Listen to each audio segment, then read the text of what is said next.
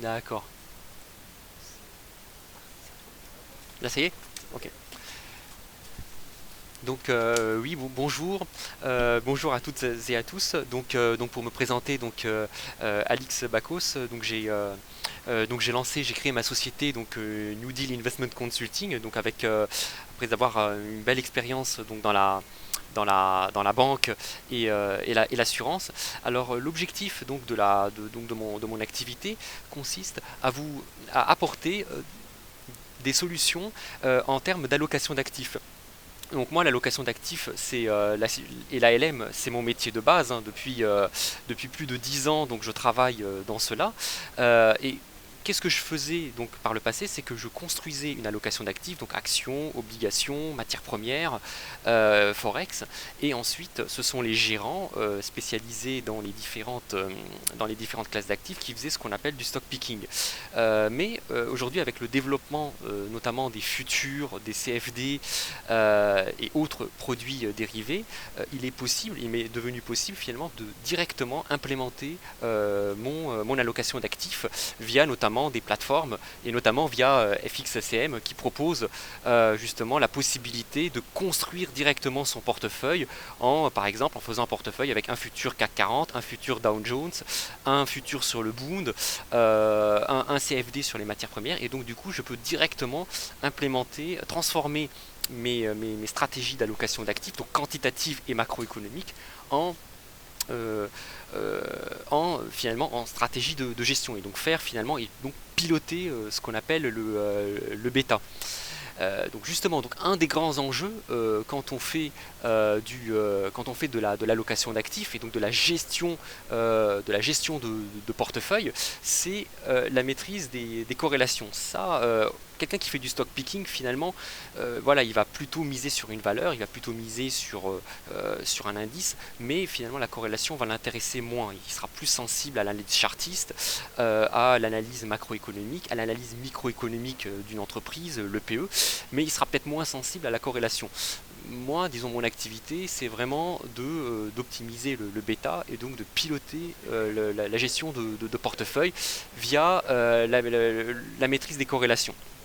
Alors, donc n'hésitez pas à poser vos questions au fur et à mesure, hein. L'objectif n'est pas forcément de faire une présentation magistrale où les questions arrivent à la fin. Donc n'hésitez pas à m'interrompre et j'essaierai de répondre petit à petit à vos questions. Donc à interrompre ma propre présentation pour répondre aux questions qui arrivent. Donc la corrélation. Euh, Bon, je vais passer peut-être assez vite sur cette partie. Donc, vous savez que quand vous investissez par exemple, dans un indice ou dans un actif, vous avez son rendement, vous avez sa volatilité.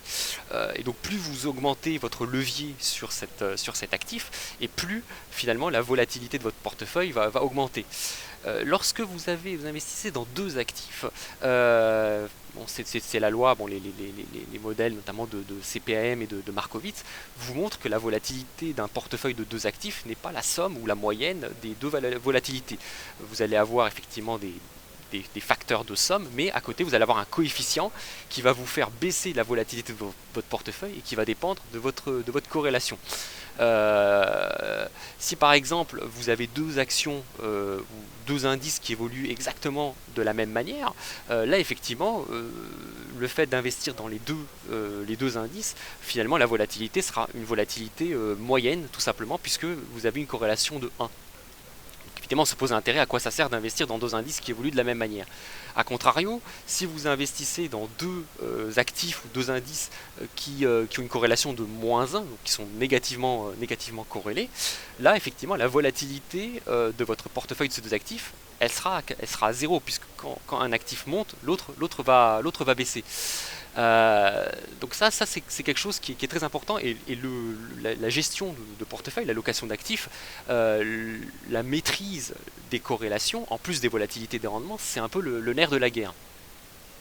Alors, les exemples de corrélation, donc vous avez bon, effectivement des actifs qui évoluent, donc la corrélation est positive. Par exemple, vous prenez plusieurs actions, Total, EDF, GDF, vont avoir plutôt des corrélations très positives parce que c'est la même classe d'actifs, c'est le même secteur, donc vont évoluer de la même manière. Ensuite, vous avez un certain nombre d'actifs dont la corrélation est nulle, puisque bon, bah, ce sont des actifs, voilà, vous pouvez, lorsque l'un monte, lorsque l'actif A monte, l'autre peut monter ou peut baisser. Donc ça, ce sont souvent, c'est intéressant parce que vous commencez déjà à avoir une diversification. Et ensuite, vous avez des actifs qui vont évoluer, qui vont avoir une corrélation négative. Par exemple, lorsque l'un monte, l'autre va avoir tendance plutôt à baisser. Alors ce sont souvent des actifs qui vont évoluer, dont l'évolution va être forcément en relation avec l'aversion au risque des investisseurs. Par exemple, si vous prenez sur du long terme, par exemple les obligations allemandes et les actions, souvent sur du long terme, de manière structurelle, lorsque les actions par exemple vont monter, en général les obligations allemandes vont tendance à baisser parce que vous allez avoir des arbitrages, hein, les investisseurs sont optimistes, donc qu'est-ce qu'ils vont faire, ils vont alléger leur portefeuille d'actifs peu risqués pour les investir dans des actifs dynamiques. Et vice versa, quand il commence à y avoir une peur, hein, ce qu'on a observé hein, ces derniers jours, notamment hier, lorsqu'il y a des peurs sur le marché, on a des craintes, qu'est-ce qui se passe, les investisseurs vont vendre leurs actifs dits risqués, notamment les actions, pour aller vers des actifs moins risqués comme les obligations allemandes ou françaises, ce qu'on appelle le flight to quality. Ce phénomène de corrélation négative s'observe aussi sur le forex, entre les devises à haut rendement et les devises à faible rendement, comme le yen par exemple, ou le dollar australien qui a un rendement élevé, ce qu'on appelle les opérations de carry trade ou de reverse carry trade. Alors voilà, donc s'il n'y a pas beaucoup de questions donc, à ce niveau-là, donc j'enchaîne un petit peu sur le problème, disons que des corrélations. Alors pourquoi pourquoi la corrélation est importante. Alors la corrélation est importante parce que si vous investissez, parce qu'on peut se tromper, moi je ne suis pas un stock picker, ma société, donc la société New Deal Investment Consulting donc, que j'ai créée n'a pas vocation à faire du stock picking et à dire aux clients voilà il faut arbitrer telle action par rapport à telle autre. En revanche, la corrélation est importante parce que si je me trompe dans la corrélation entre deux actifs et que ces deux actifs se mettent à évoluer de la même manière à la baisse, donc dans un sens qui est adverse à ma vue, j'enregistre des pertes doubles. Donc pour moi c'est très important d'avoir un portefeuille qui soit diversifié. Et comme la suite de la conférence va le montrer, si vous avez un portefeuille qui est faiblement diversifié, le risque en cas d'erreur, alors évidemment si vos actifs évoluent à la hausse dans le même domaine, c'est parfait, je vais gagner de l'argent. En revanche, si jamais je fais une double erreur, c'est-à-dire je fais une erreur sur la corrélation et en plus je fais une erreur dans le sens d'évolution des actifs, là effectivement je peux me prendre en fait une perte qui est assez qui peut devenir conséquente. Donc effectivement, cette maîtrise des corrélations, ce suivi des corrélations est quelque chose de très très important. Alors là, justement, dans la partie 2, ce que j'ai fait justement pour essayer de déterminer les blocs, c'est que j'ai construit, justement, j'ai pris en fait des actifs, les principaux actifs, donc le Dow Jones, le CAC 40, FRA 40, le Nikkei et l'OSI 200, donc ce sont les principaux indices des grandes places, les grands indices actions. Ensuite, vous avez le deuxième bloc constitué par le pétrole, l'or, l'argent et le cuivre, qui sont le bloc des matières premières. Ensuite, j'ai pris les principales devises, hein, euro-dollar, euro-franc suisse, euro-sterling, yuan chinois, yen et aussie, et ensuite les obligations. Donc là, on voit bien avec ce tableau que vous avez quand même, d'une manière statique, vous avez déjà de quoi créer un joli portefeuille parce qu'on observe finalement des corrélations, voire même des corrélations inversées entre certains indices, notamment quand on est dans des classes d'actifs différentes. Donc là, ça peut être intéressant justement de sélectionner un ou deux ou trois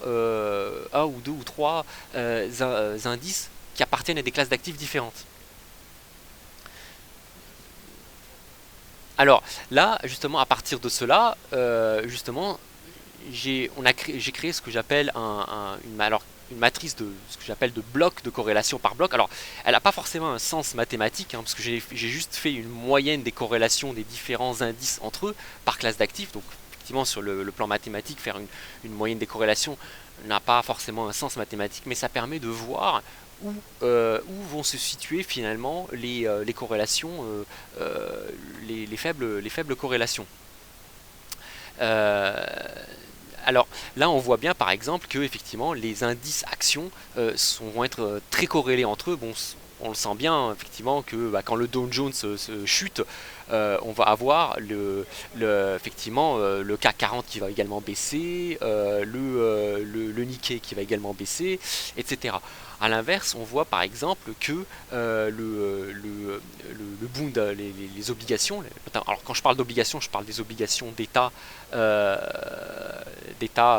allemandes et françaises, je ne parle pas des obligations des pays qui ont subi des chocs ces derniers temps. Là, on voit qu'on a une corrélation nulle, voire même légèrement négative avec les actions.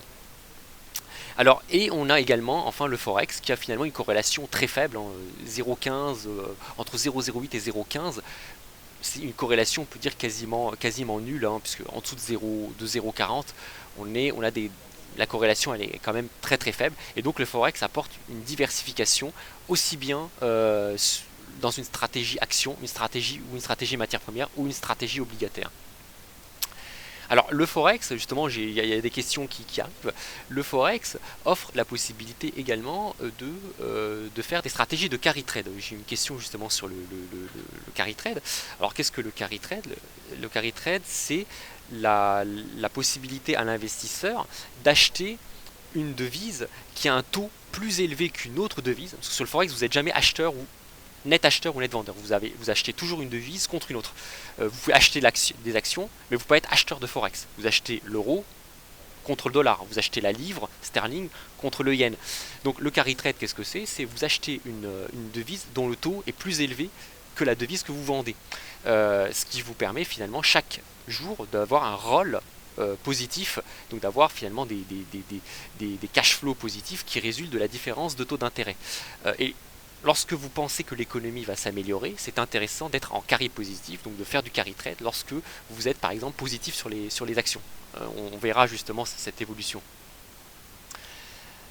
Alors, donc là par exemple, je me permets de répondre petit à petit à vos questions. J'ai une question, c'est pourquoi les indices sont corrélés alors que chacun a sa propre économie. Alors, les indices actions sont corrélés tout simplement parce que les entreprises sont mondialisées. Lorsque par exemple on prend le CAC 40, les 40 plus grandes capitalisations françaises, on voit bien que les 40 capitalisations françaises, elles font pas leur business en France, elles font leur business aux États-Unis, elles font leur business en Asie, elles font leur business en Afrique ou en Russie. Donc on voit bien que s'il y a un problème, une crise qui a lieu par exemple en Chine, les entreprises françaises vont être impactées par la croissance chinoise. Et donc on va avoir par exemple le CAC 40 qui va chuter, même s'il n'y a pas forcément des mauvaises nouvelles macroéconomiques en France, mais en Chine, parce que justement les grosses entreprises sont internationales et donc elles sont interdépendantes de l'économie internationale. À la différence des petites PME ou des PMI, mais elles ne sont pas cotées dans les grands indices mondiaux. Donc elles, effectivement, elles peuvent être décorrélées des grands indices mondiaux. Donc voilà, donc c'est un petit peu sur cette parenthèse sur les corrélations, donc en fonction des questions qui m'arrivent. Donc n'hésitez pas à continuer à poser des questions sur les corrélations. Donc, même moi, je suis prêt à revenir aussi en arrière s'il y a des questions sur l'introduction. Alors, en termes de stratégie, quelle est la conséquence en termes de stratégie?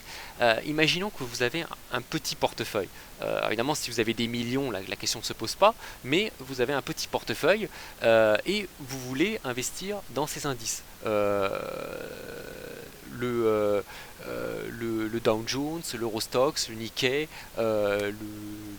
l'Australien, le pétrole, l'or, l'argent et le cuivre. Donc vous voulez investir dans cet univers. Vous n'avez pas forcément des fonds pour investir dans tous ces actifs à la fois. Donc vous allez avoir finalement deux stratégies possibles. Donc soit vous allez investir d'abord dans le Dow Jones, puis l'Eurostoxx, puis le Nikkei, puis l'Australien, puis le pétrole, l'or, etc.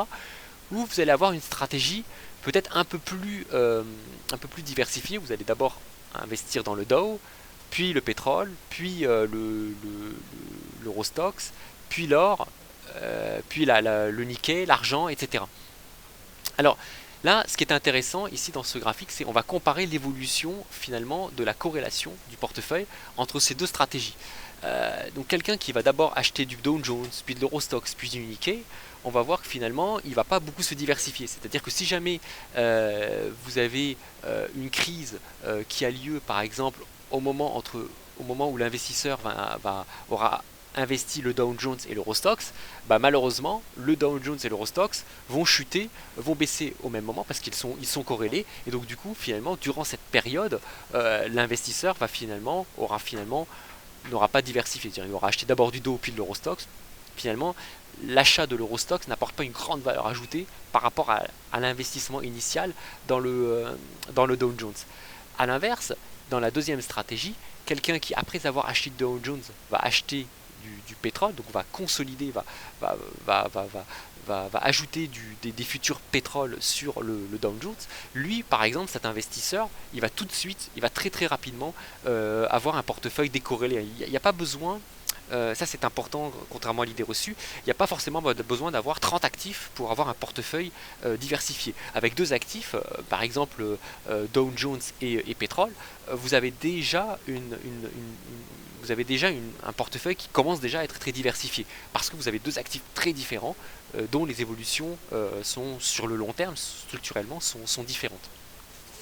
Donc le graphique de droite vous permet de voir l'écart de corrélation que vous avez entre ces deux stratégies. Alors effectivement, donc là, en conclusion, c'est un chiffre où on simule par exemple une crise qui a lieu entre la première stratégie et la deuxième stratégie. Vous pouvez très bien, donc une erreur en termes d'estimation des corrélations, une erreur en termes de diversification du portefeuille, même si les actifs sont très risqués, vous pouvez très bien avoir un drawdown, donc une perte de 10% qui peut survenir entre la première stratégie où vous allez acheter d'abord du Dow Jones, puis de l'Eurostoxx, puis du Nikkei, etc. avec la deuxième stratégie où finalement très vite vous vous diversifiez, vous avez de l'or, du pétrole, du Dow Jones. Et alors que tous ces actifs sont très volatiles, hein. Les volatilités du Dow Jones, du pétrole, de l'or, on a des volatilités très élevées dans tous les cas, mais le simple fait d'avoir une décorrélation, ça peut vous faire éviter de vous faire perdre 10% en cas de crise. Alors, je ne sais pas s'il y a des questions à ce niveau justement sur le côté statique des corrélations. Donc ça c'est très important. Alors j'ai répondu, j'ai commencé déjà à répondre. Voilà, j'ai commencé effectivement à répondre aux différentes questions. Là, je viens d'en avoir une, notamment, c'est à quoi servent les chiffres trimestriels, notamment les chiffres. Alors, je ne sais pas ce qu'on entend par chiffre trimestriel. Est-ce que ce sont les résultats des entreprises ou les données macroéconomiques? Alors, pour les données macroéconomiques, moi, ça, ce sont des publications, ce sont des États. Ce que je comprends dans la question chiffres trimestriels, ce sont pour moi les résultats des entreprises. C'est qu'une entreprise, elle fait son objectif, c'est de se démarquer des concurrents. Donc une entreprise, de toute façon, elle va publier ses résultats tous les trimestres afin de se démarquer des concurrents. Mais malheureusement ou heureusement, ce qui va faire évoluer la valeur d'une action, là je parle d'une single action, par exemple de Total ou d'EDF, ça va être la résultante entre son secteur d'activité, donc ce qu'on appelle l'environnement macroéconomique, et sa valeur, son résultat par rapport aux attentes des analystes. Donc ce sont ces deux composantes, la microéconomie et la macroéconomie. Donc les chiffres trimestriels que vont publier les différentes entreprises vont finalement permettre de dégager un alpha, donc une surperformance ou une sous-performance de cette entreprise par rapport à son secteur d'activité et par rapport à l'ensemble des indices actions. Donc il y a des analystes, il y a des gérants, des stock pickers qui suivent justement, dont l'objectif est de traquer ces entreprises qui vont faire des plus-values. L'objectif de ma société, justement, ce n'est pas ça, ce n'est pas essayer de traquer des entreprises qui font des valeurs. Donc, je ne suis pas, entre guillemets, analyste financier single stock. Mon objectif, c'est de construire des portefeuilles d'allocation d'actifs dont l'objectif est finalement de jouer sur la diversité des investissements et sur la macroéconomie. Alors justement, on revient justement à notre sujet sur les corrélations. Euh, j'ai parlé du caractère statique des corrélations.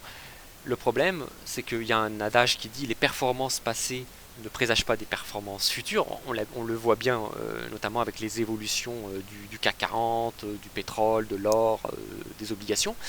Il en va de même pour les corrélations. C'est-à-dire que ce n'est pas parce que vous avez identifié deux actifs qui évoluent de manière décorrélée que cette décorrélation va persister. Là, par exemple, on va aborder justement cette fois-ci une évolution dynamique de la corrélation. Donc là, j'illustre des exemples. Prenez par exemple l'or et les actions. Donc si vous suivez, si vous traquez l'évolution de corrélation entre l'or et les actions, vous voyez bien que cette corrélation, alors la corrélation moyenne, elle est nulle. Par contre, si vous prenez la corrélation instantanée, elle varie de moins 0,5 à plus 0,5, plus 0,6. Donc en fonction des périodes, des phases du cycle économique, vous pouvez avoir des relations très très différentes entre les deux.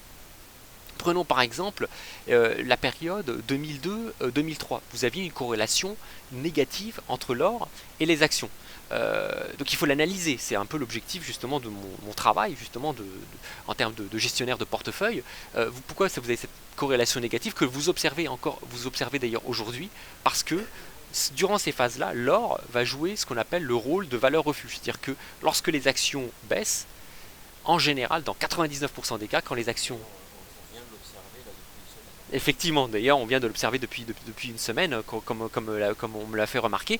Pourquoi? Parce que lorsque vous avez les actions, lorsqu'elles baissent, c'est dans 99% dû à un pessimiste des investisseurs sur l'évolution de la conjoncture économique. C'est très rare que les investisseurs soient pessimistes sur l'économie et que les actions montent. En général, les actions sont très corrélées à l'économie.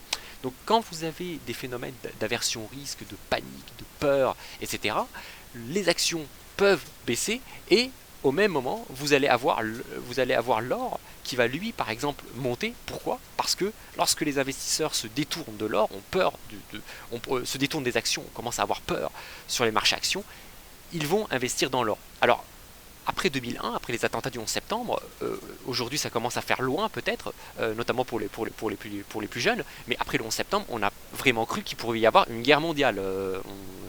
George Bush parlait de croisade, donc là effectivement les actions ont chuté très très fortement, et là l'or s'est envolé. Donc on a cette première phase de corrélation négative.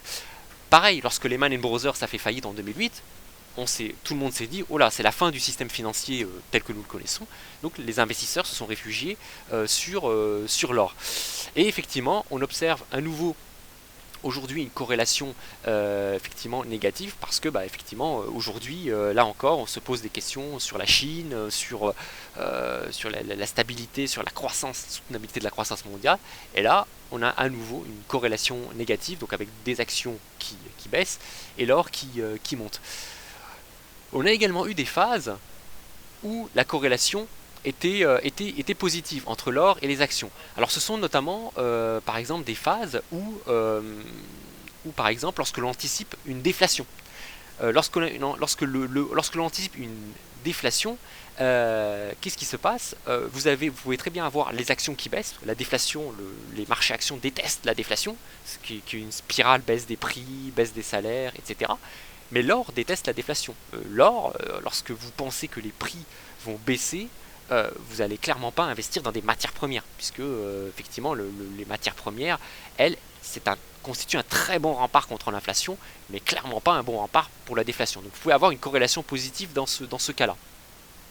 Vous pouvez aussi avoir une corrélation positive lorsque on anticipe une forte croissance économique. Lorsqu'on anticipe une forte croissance économique avec de l'inflation, mais plutôt une inflation, pas une stagflation, mais une inflation avec une croissance économique, là vous allez avoir les actions qui vont monter, mais l'or peut également aussi en profiter justement de l'inflation. Donc l'or profite de l'inflation, les actions profitent de la croissance économique. Donc là vous allez avoir une corrélation positive.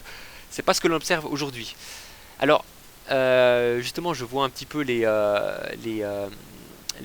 questions qui arrivent. Quelles sont les corrélations dans lesquelles on peut être investi en ce moment? Justement, je vais y répondre. Y répondre. Alors, une des corrélations qui peut être intéressante à jouer en ce moment, c'est jouer justement une allocation d'actifs, actions versus or. Donc là en ce moment, alors ça c'est pour jouer sur des actifs risqués. Ce sont deux actifs, hein, actions or, qui ont tous les deux des volatilités très élevées. Après, on en reparlera tout à l'heure parce que c'est un peu la pierre angulaire un peu de cette présentation. Après, la corrélation qui peut être intéressante à jouer, mais avec précaution, c'est la corrélation action-taux, action-obligation. Parce que, alors quand je parle d'obligations, je parle des obligations allemandes et françaises. Je ne parle pas des obligations grecques, espagnoles ou italiennes qui évoluent un peu avec les actions du fait des risques que l'on connaît. Donc ce sont un peu deux grands types de corrélations sur lesquelles moi j'aurais tendance à me positionner. Donc action matière première, action et action obligation. Alors après il y a d'autres corrélations un peu plus délicates sur lesquelles on peut jouer, qui sont entre les actions et le forex. Et la plateforme la plateforme de trading FXCM ouvre pas mal d'opportunités justement de trade de corrélation justement entre différentes paires de devises ou paires de devises versus actions ou versus matières premières. Donc ça c'est le premier grand type de corrélation, donc action versus or. Alors justement, un autre type d'action de corrélation qui est très intéressant à suivre, hein, les personnes qui me connaissent savent voilà, que je suis ces indicateurs depuis très très longtemps, c'est la corrélation entre le CAC 40, alors c'est un exemple mais il y en a d'autres, entre le CAC 40 et la parité livre sterling yen. Alors c'est clairement pas intuitif. C'est clairement pas intuitif de suivre, de constater qu'il y a une corrélation entre, alors je vois s'il y a un graphique, et entre le yen et exactement effectivement entre le yen et on me fait remarquer entre le yen et le CAC 40, c'est clairement pas intuitif. Alors il y a une explication, les marchés peuvent être irrationnels sur le court terme, en revanche sur le long terme, il y a une explication. Donc on voit que jusqu'en 2005, la corrélation entre la livre, entre le yen et le CAC 40 est très faible, et depuis 2007, on voit une corrélation qui est très élevée entre l'évolution de la livre sterling par rapport au yen et du CAC 40. Alors, cette corrélation, elle est due à quoi ? Elle est due, j'ai une question justement qui est tombée sur le carry trade, cela est dû au fait que la livre sterling est une devise qui est ce qu'on appelle une devise cyclique. Le Royaume-Uni est un pays dont l'économie est cyclique, très tournée sur l'immobilier, très tournée sur la finance. Or, la finance et l'immobilier sont des secteurs cycliques, c'est-à-dire que quand vous anticipez que la croissance mondiale va repartir, qu'il va y avoir de très bons chiffres économiques, forcément, les premiers secteurs qui vont profiter, ce sont les secteurs de l'immobilier, les secteurs de l'automobile, les secteurs de la finance, qui sont des secteurs cycliques. Donc on sait que l'économie britannique sera une des économies à le plus profiter de la croissance internationale. A l'inverse, le Japon, depuis le milieu des années 2000, est ce qu'on appelle dans une spirale déflationniste, c'est-à-dire que les taux au Japon ont été ramenés à zéro, et depuis maintenant le début des années 2000, les taux japonais sont scotchés à zéro, et maintenant on n'anticipe quasiment plus des remontées de taux au Japon, et donc du coup l'économie japonaise n'est pas une économie forcément très, à cause justement de sa politique monétaire, n'est plus une économie forcément très cyclique. C'est-à-dire que si vous avez une crise internationale, une crise mondiale, le Japon ne sera pas forcément le premier à être touché par une crise internationale, mais ne sera pas forcément le premier pays à profiter d'une croissance économique. On a vu le début des années 2000, la fin des années 90, ça a été une année de grand boom économique, hein, le boom des high-tech. Le Japon n'a pas forcément été un des premiers pays à profiter de ce boom économique. Et donc qu'est-ce qui se passe ? Si vous anticipez que l'économie va démarrer, que l'économie va repartir, qu'est-ce qui va se passer ? L'Angleterre, donc les traders vont dire ah bah oui, l'Angleterre est un pays qui va profiter de la croissance mondiale de par ses secteurs de l'immobilier et de la finance. Donc les investisseurs vont investir sur le Royaume-Uni, et quand vous investissez dans un pays, vous allez investir dans sa devise. Donc vous allez acheter de la livre sterling. En revanche, effectivement, les devises qui vont le plus pâtir d'un regain d'optimisme, ce sont le devises comme le yen, qui ne rapportent pas, qui n'ont pas de rendement très élevé, puisque les taux au Japon sont à zéro. Et donc du coup, vous allez avoir le yen qui va se déprécier, la livre sterling qui va monter. Vous allez avoir la livre sterling qui va s'apprécier. À l'inverse, De la même manière, si vous pensez que l'économie va repartir, qu'est-ce qui va se passer? Le CAC 40, le Dow Jones, le FTSE vont aller vont s'apprécier, vont monter, vous allez acheter des actions. Et donc c'est ce qui explique justement cette corrélation positive que vous observez depuis 2007 entre l'évolution du CAC 40 et l'évolution de la livre sterling comparativement au yen. Donc ça c'est très intéressant parce que cela vous amène, vous pouvez justement à partir de la plateforme faire des stratégies, finalement des stratégies cross-asset, justement avec, par exemple, si vous pensez que, si vous êtes pessimiste par exemple sur le CAC 40, sur les actions, vous avez deux stratégies. Soit vous shortez l'indice action, mais c'est toujours dangereux quand vous êtes court, quand vous shortez un indice, c'est dangereux parce que par définition on peut perdre plus que sa mise en étant vendeur à découvert. Mais vous pouvez avoir une autre stratégie, vous dites ok je suis pas positif sur les actions, mais bon, je vais peut-être pas forcément vendre à découvert un futur sur le CAC, par contre vous pouvez aller sur le Forex, et là vous allez, comme ce que j'ai dit en début de conférence, sur le Forex vous n'êtes jamais acheteur ou vendeur, vous n'êtes jamais net acheteur, net vendeur. Vous achetez toujours une devise contre une autre. Donc vous pouvez très bien acheter du yen contre de la livre sterling, ce qui vous permet de jouer finalement la baisse des marchés actions sans forcément être vendeur, d'être net vendeur sur un indice action ou une action toute seule. Voilà, en étant short GBP yen, donc en étant long yen GBP, vous pouvez jouer la baisse des actions sans finalement avoir un risque d'avoir un risque d'être vendeur à découvert d'un indice sur lequel vous n'avez pas de couverture. Parce que si vous êtes vendeur d'une action, vous n'avez pas de couverture en face, donc vos pertes peuvent être illimitées. Alors qu'en étant acheteur de yen contre du sterling, vous avez toujours, voilà, vous êtes vendeur de sterling, mais vous êtes acheteur de yen. J'ai une question, parce qu'on parle beaucoup de la corrélation entre, par exemple, le taux USD yen et l'indice Dow Jones. Là, tu parles d'une corrélation entre le GBP yen et le CAC 40. Qu'en est-il de l'euro yen et du CAC 40? Pourquoi, au fond, le GBP? Alors c'est une très bonne question. Alors j'ai pris ce graphique. Alors l'euro yen est plus, la corrélation est moins flagrante. Pourquoi? Parce que aujourd'hui, notamment aujourd'hui, on sent que entre la Banque Centrale Européenne et la Banque d'Angleterre, la première banque qui va relever ses taux, qui va sortir du quantitative easing, qui va relever ses taux, ça sera plutôt la Banque d'Angleterre que la zone euro. Donc c'est pour ça que ce graphique-là est beaucoup plus flagrant. Si j'avais fait un graphique euro-yen CAC 40, le graphique aurait été peut-être moins flagrant. Alors, donc là c'est notre graphique. Là, on a un troisième type, par exemple, de corrélation qui est très intéressant, que l'on peut observer de manière très intéressante, qui sont les corrélations croisées entre le dollar, le dollar australien, dollar américain, donc c'est la parité Aussie US dollar, avec les actions. Les actions et les matières premières. Donc j'ai pris le Dow Jones dans le graphique du dessus et l'or dans le graphique ci-dessous. Donc là, c'est pareil. Alors, comment expliquer justement cette corrélation très forte, notamment qu'on a pu observer entre 2008 et 2013.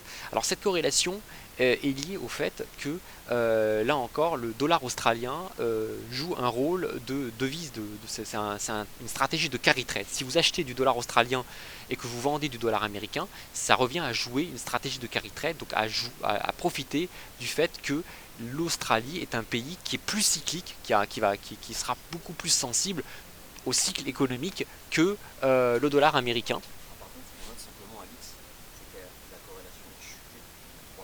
Alors la corrélation effectivement a baissé depuis 3 ans. Pourquoi? Parce que l'Australie baisse ses taux d'une part, et depuis 1 an, comme vous le sentez, comme vous pouvez le sentir, on sent que les États-Unis vont sans doute resserrer leur politique monétaire.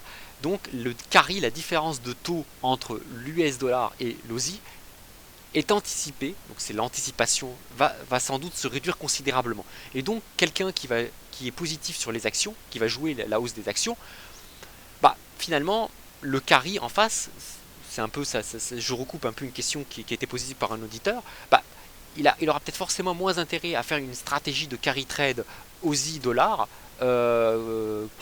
qu'avant, puisque justement on anticipe finalement un resserrement du spread de taux entre l'Aussie et le dollar, ce qui explique justement la baisse de la corrélation. Alors, c'est un peu plus surprenant entre l'Aussie doll et le pétrole, mais il y a quand même une explication que je vais vous donner. Alors là, c'est un peu plus, voilà, on voit une corrélation très forte entre l'australien dollar et le pétrole, mais également les matières premières. Pourquoi? Parce qu'on sait que on sait que l'Australie est un pays qui est un grand exportateur de matières premières. Et donc on sait que si les matières premières vont mal, le dollar australien va aller mal aussi, va se comporter, va avoir des difficultés. Donc on voit cette corrélation finalement entre le dollar australien, la force du dollar australien et les matières premières. Alors on observe ici une petite baisse entre cette corrélation avec le pétrole. Alors là, j'ai eu du mal à trouver l'explication, mais j'ai un début d'explication qui vient du fait que maintenant les États-Unis, dont le dollar américain est quand même la devise, les États-Unis sont en passe de devenir le premier producteur de pétrole au monde, notamment grâce au gaz de schiste. Et donc du coup, maintenant, une hausse du pétrole va moins pénaliser les États-Unis que par le passé. On se souvient des deux chocs pétroliers, et même du choc pétrolier de 2008. Les États-Unis avaient été très affectés par ces flambées du pétrole, parce que les États-Unis étaient uniquement le premier consommateur du pétrole. Aujourd'hui, exactement comme indiqué, les États-Unis ont un intérêt à ce que le pétrole monte, parce que si le pétrole monte, justement, ça va rendre plus intéressant leur industrie parallèle qui consiste finalement, leur industrie secondaire qui consiste à exploiter le gaz de schiste. Et c'est pour ça que le pétrole d'ailleurs baisse, c'est parce que les pays de l'OPEP ont senti ce danger. Alors ça c'est une explication personnelle, il faut effectivement c'est intéressant d'avoir un débat avec des spécialistes du secteur pétrolier, mais les pays de l'OPEP ont tendance maintenant à finalement à inonder le marché de pétrole pour faire baisser les cours et rendre moins intéressant le gaz de schiste pour pénaliser les entreprises, les exportateurs américains. C'est un peu une bataille que se livrent les différents acteurs. Là, on sort un petit peu du sujet, mais on voit qu'on a une corrélation très intéressante qui est un peu moins vraie maintenant entre le dollar australien et les matières premières et les actions. Alors la troisième corrélation qui est très très intéressante et qui va nous amener justement jusqu'à la fin de cette conférence, donc qui est un petit peu le nerf de la guerre de mes stratégies de gestion que je propose à mes clients, qui est la corrélation obligation-action. Donc moi je le matérialise ici entre le Bund allemand et l'Eurostoxx 50, mais on peut très bien faire pareil entre les Treasuries américains et les Dow Jones, c'est pareil. Bon, j'ai pris ce graphique. Globalement, de manière structurelle, la corrélation entre les actions et les obligations souveraines, notamment sur des pays AAA, elle est nulle, voire légèrement négative. Ce qui permet justement aux gérants de portefeuille de construire des stratégies. Toute la finance moderne, Markowitz, notamment CPAM, est basée sur le fait que vous avez d'un côté un actif peu risqué, notamment le Bund allemand peu risqué mais peu rémunérateur, en face d'actifs risqués et rémunérateurs. Vous construisez un portefeuille statique avec des obligations, des actions, ce qui vous permet finalement d'avoir un portefeuille qui a une volatilité assez faible mais un rendement intéressant. Alors qu'est-ce qu'on observe quand on voit ce graphique ici? Voilà, c'est que la corrélation n'est pas stable et on observe ici une remontée de la corrélation entre les actions et notamment l'Eurostoxx 50 et le Bund. Alors ça c'est très embêtant pour un gérant de portefeuille, parce que il se retrouve privé finalement d'une source de diversification intéressante, puisque à quoi beau acheter du Bund et de l'Eurostoxx si les deux évoluent dans le même sens. Quelle est la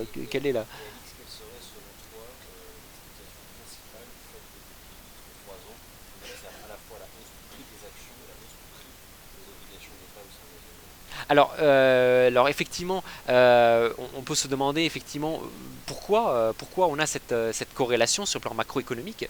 Alors elle vient, je ne sais pas si tout le monde se souvient, en 2012, quand Mario Draghi a dit nous allons sauver whatever it takes, l'euro est l'euro il est irréversible, c'est-à-dire qu'il n'est pas question que la zone euro explose et que la Banque centrale fera tout. Qu'est-ce qui s'est passé? Le message envoyé aux investisseurs a été très clair. Ça veut dire que la Banque centrale européenne va continuer, va se battre pour sauver la zone euro et pour tout faire pour que les taux ne remontent pas. Et donc du coup, qu'est-ce qui s'est passé? Comment l'a interprété le marché action? Le marché action qui a beaucoup souffert, notamment en Europe, c'était à profiter d'un rallye. À l'époque, quand Mario Draghi a prononcé ce discours, le CAC 40 était à 3100 points, donc il frisait les 3000 points. Aujourd'hui, malgré toutes les turbulences qu'on a, on est quand même à 4005. Mais à l'époque, en 2012, on était à 3000 points parce qu'il y avait des craintes sur l'explosion de la zone euro. Et donc dès que Mario Draghi a dit « nous allons sauver l'euro, quoi qu'il arrive », les investisseurs actions qui avaient beaucoup shorté les actions européennes au profit des actions américaines se sont rués en masse sur les actions des entreprises européennes en se disant l'euro est garanti, la zone euro est sauvée, Mario Draghi fera ce qu'il faudra pour sauver l'euro. Donc il y avait quelque part un socle qui garantissait finalement que la zone euro n'allait pas s'effondrer, qu'on n'allait pas avoir un effondrement de l'euro et donc qu'il n'y aurait pas de crack et donc du coup que l'Europe pourrait profiter de la croissance mondiale.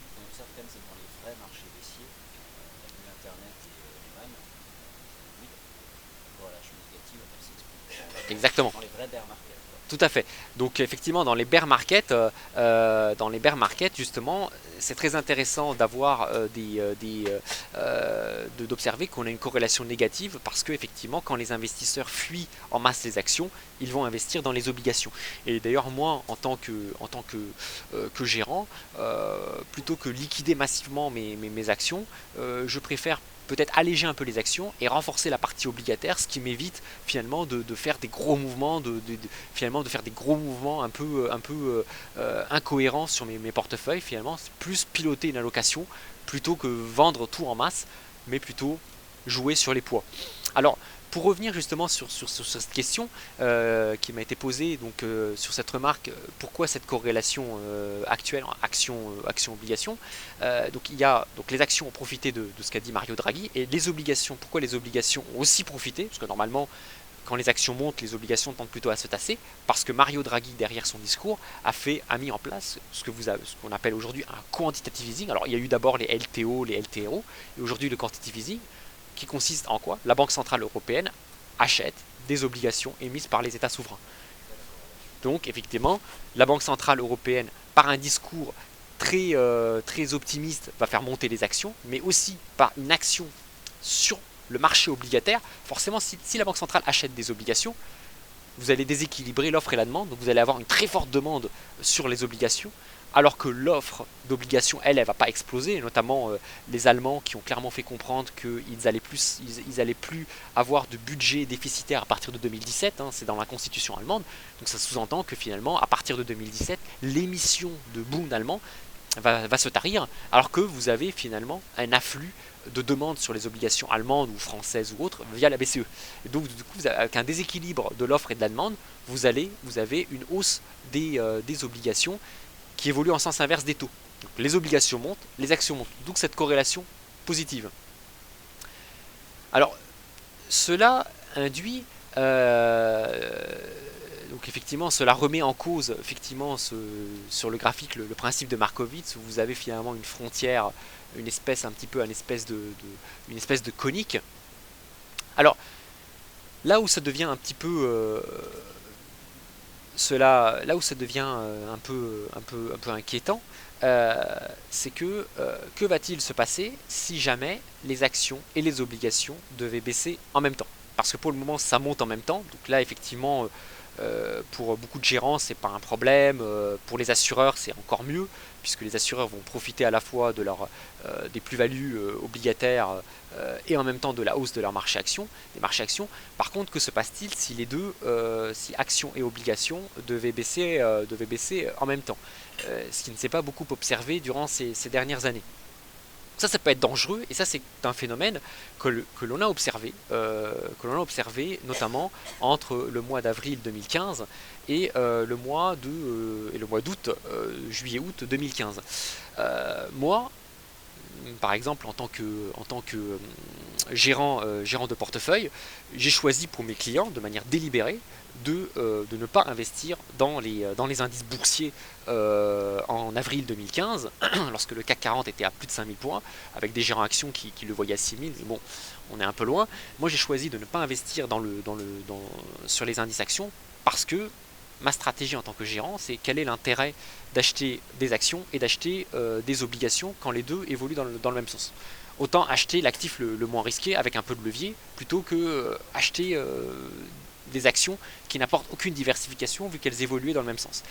Bon, l'évolution, malheureusement, donc on a eu effectivement une corrélation, donc les deux ont baissé en même temps, et j'ai préféré plutôt faire une moyenne à la baisse sur les obligations allemandes, en rachetant des obligations allemandes à 150, plutôt que acheter des actions qui évoluent dans le même sens. Là, finalement, ce qui se passe actuellement, c'est que nous sommes un petit peu à un carrefour. Nous sommes un peu à un carrefour. C'est qu'est-ce qui peut se passer maintenant sur le long terme. Est-ce que cette corrélation, cette corrélation action-obligation va perdurer. Alors deux scénarios peuvent se produire, deux grands scénarios peuvent se produire. Donc vous avez le premier scénario qui serait par exemple la croissance déflationniste, ce qu'on a observé à la fin du 19e siècle, c'est-à-dire où vous allez avoir l'arrivée massive de nouvelles technologies qui vont finalement faire baisser les prix, donc mettre une pression baissière sur les prix, mais sans casser la croissance. Ce qu'on appelle une croissance déflationniste qui est basée sur des grandes révolutions industrielles. Donc là, si ce scénario se produit, vous pouvez très bien avoir la montée à la fois des actions et des obligations qui peuvent continuer à monter, les obligations profitant du fait qu'il n'y a pas d'inflation et les actions profitant du fait qu'il y ait de la croissance. Donc ça c'est un premier type de scénario. Le deuxième type de scénario qui lui serait dévastateur, notamment pour les investisseurs institutionnels, qui est la stagflation. C'est-à-dire que toutes les politiques monétaires très accommodantes qui ont lieu en ce moment, malheureusement, ne donnent aucun effet. Donc la croissance économique ne repart pas, notamment en Europe, il n'y a pas de croissance économique. Donc finalement, vous allez avoir une récession, voire une stagnation de l'économie, qui n'est pas bonne pour les actions. Et cet afflux de liquidités généré par les banques centrales finit par créer des bulles sur les matières premières. On est loin d'observer ce phénomène, mais ça peut arriver. Donc des bulles sur les matières premières qui vont générer un mouvement d'inflation. Donc obligeant les banques centrales européennes à monter leurs taux pour lutter contre l'inflation. Et donc là, vous vous retrouvez finalement les banques centrales prises au piège entre le marteau et l'enclume. Donc entre d'un côté une croissance qui ne redémarre pas, et de l'autre une inflation induite par les matières premières qui décolle. Et là, vous pouvez avoir un double crack, un crack obligataire et un crack boursier qui peuvent avoir lieu. Donc ça, ce sont les deux scénarios un peu extrêmes. Donc croissance déflationniste, donc qui serait finalement très très bonne, très positive pour les gérants, puisque les actifs continueraient à monter. Et le scénario un peu noir qui est la stagflation induite par l'inefficacité des politiques monétaires. Vous avez un troisième scénario ici que je n'ai pas mentionné, serait le scénario dit de trappe à liquidité, c'est-à-dire que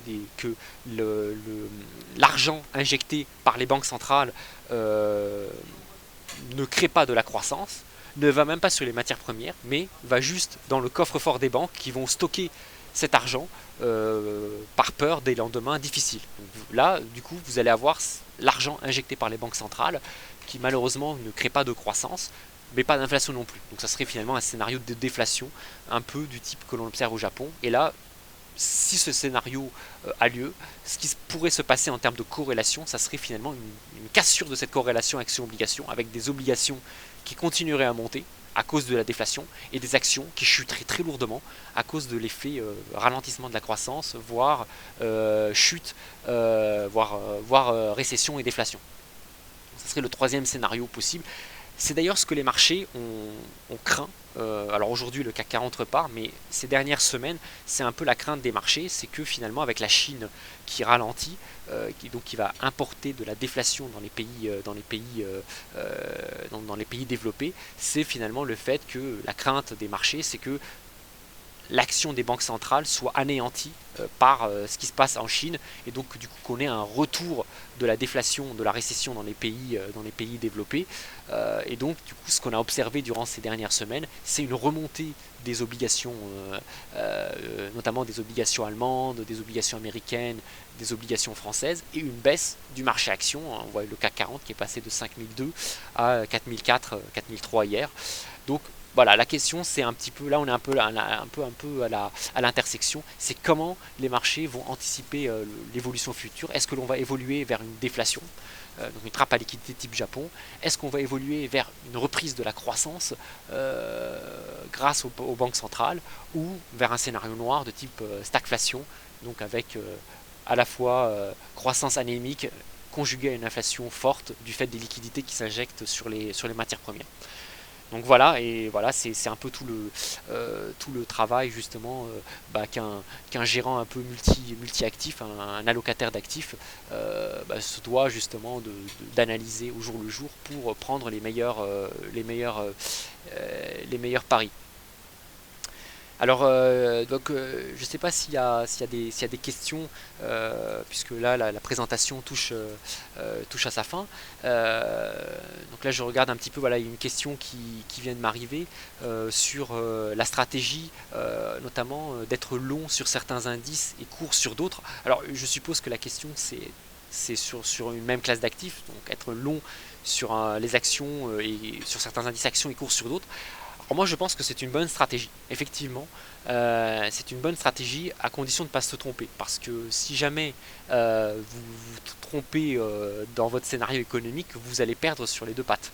C'est-à-dire vous allez perdre à la fois par exemple ceux qui en début d'année étaient longs sur les indices US et courts sur les indices Europe, ils ont à la fois perdu sur l'US, parce que les indices américains ont commencé à baisser bien avant le CAC 40, dès le début de l'année 2015, le Dow Jones a commencé à baisser, et le CAC 40, suite aux déclarations de Mario Draghi, s'est envolé en passant de 4003 à 5002. Donc là, le risque, c'est de perdre sur les deux pattes.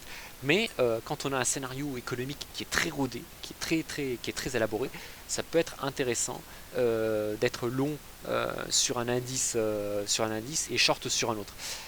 C'est très intéressant de jouer cela lorsque l'on voit qu'il y a un rattrapage, qu'une zone géographique a pris un retard qui ne paraît pas justifié par rapport à une autre zone. Par exemple, effectivement, c'était intéressant de jouer la stratégie long CAC 40 short US, parce que effectivement le Dow Jones avait beaucoup monté par rapport au CAC 40, alors que le dollar américain s'était en partie très apprécié par rapport à l'euro. Donc c'était intéressant de jouer justement cet arbitrage action US, action euro. Mais on peut le faire aussi sur des indices autres que les actions, notamment entre le crude oil et le Brent. Lorsque normalement le Brent coûte plus cher que le crude oil, lorsqu'il y a une inversion, lorsque le Brent commence à être moins cher que le crude oil, ça peut être intéressant d'être court sur le Brent et d'être long sur le crude oil. Là j'ai une autre question, peut-être la dernière, sur la corrélation entre l'or et le pétrole. Il n'y a pas de corrélation structurelle. On a observé une corrélation, notamment en 2008, lorsque toutes les matières premières ont augmenté en même temps. Vous aviez l'or qui était à pas loin de 2000 points et le pétrole qui était à 150. Donc là, c'était toutes les matières premières qui profitent, donc vous avez une corrélation positive. Aujourd'hui, c'est moins le cas. Aujourd'hui, on constate une corrélation nulle, voire négative, parce qu'aujourd'hui, le pétrole est perçu comme un... Aujourd'hui, les investisseurs jouent le pétrole pour jouer la croissance économique, clairement. Si vous anticipez que la croissance chinoise va redémarrer, c'est intéressant d'acheter du pétrole à ce niveau-là. En revanche, l'or, aujourd'hui, il est perçu non pas comme un rempart contre l'inflation, mais l'or est perçu comme un indicateur d'aversion au risque. Donc aujourd'hui, les investisseurs achètent de l'or pour se protéger contre le risque, donc d'une baisse des actions. Les acheteurs achètent du pétrole pour jouer la croissance. Donc aujourd'hui, or et pétrole tendent à évoluer plutôt de manière décorrélée, ce qui n'a pas toujours été le cas par le passé. Donc voilà pour cette question.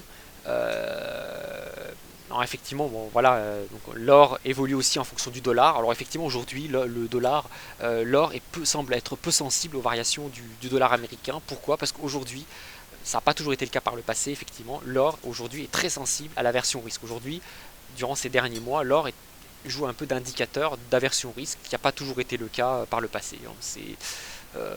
Parfois, c'est une protection contre l'inflation. Aujourd'hui, c'est vraiment l'aversion au risque. Donc voilà, bah écoutez, j'espère que cette conférence euh, vous a plu. Donc il est temps un petit peu euh, de nous quitter. Mais bon, bah voilà, je serai sans doute amené à faire d'autres conférences, notamment avec la société que j'ai créée, donc New Deal Investment Consulting, donc qui gère de l'argent justement pour ses propres clients. Ça peut être des investisseurs particuliers, des institutionnels ou des entrepreneurs qui souhaitent, disons, placer de l'argent sur des portefeuilles diversifiés. Voilà, donc écoutez, voilà, bah, je vous souhaite une bonne journée et puis écoutez, j'espère vous revoir très bientôt. Voilà, merci beaucoup, merci, à bientôt. Alors merci Alix Bacos pour cette présentation sur les grandes corrélations sur les marchés financiers, hyper intéressante. Moi je retiens notamment la corrélation positive GBP Yen CAC 40, étonnante corrélation, mais à retenir en tout cas. On a parlé de beaucoup de corrélations, plus ou moins stables. Cette présentation elle a été enregistrée, vous pourrez la visualiser dès ce soir sur notre chaîne YouTube. Petite pause, pas de pause en fait, prochain intervenant dans 2 minutes, Michael Verschuure de Forsure Trading, entre autres, va vous présenter toutes les caractéristiques d'un money management gagnant. 2 minutes de transition et nous poursuivons. Merci à toutes et à tous. Et merci Alix Bacos.